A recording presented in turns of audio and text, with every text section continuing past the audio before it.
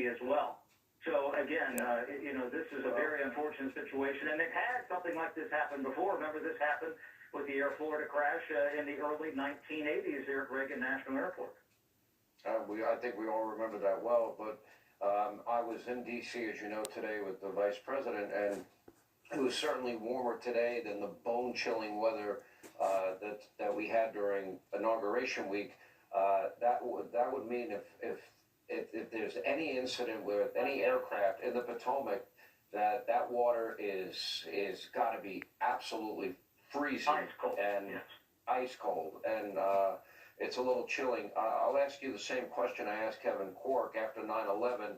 The rules going into Reagan National changed dramatically in terms of commercial aircraft only being allowed to take off and land there, and personal aircraft were halted at that time. Those rules have not changed, Chad, which in my mind would tell us that the odds of this being a commercial craft, even a small one, would be greater. Am I wrong in that thinking?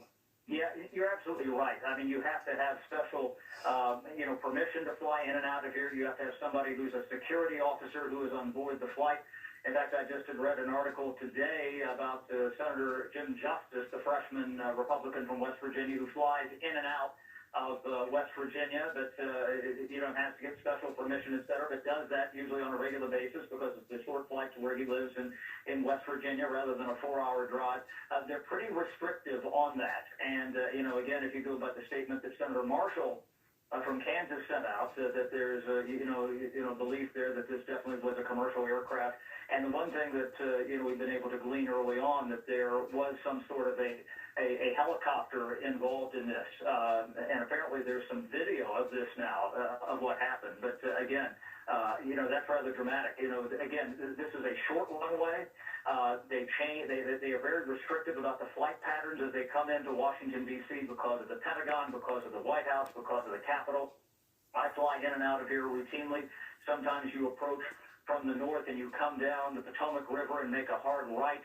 You see Georgetown University to your left. If you're coming up the other direction, flying from the south, if you're on what would be the west side of the plane, you would pass by Mount Vernon. But again, to be clear, this is the Reagan National Airport. This is the main airport in Washington, D.C., directly across the river from the Capitol. In fact, as I look at this array of all of these emergency vehicles on the runway and the helicopters, I can see the Washington Monument and the Capitol in the distance behind me. And again, I'm just short of the runway here at Dangerfield Island, which is between Arlington and Alexandria, Virginia. The airport is actually in Arlington.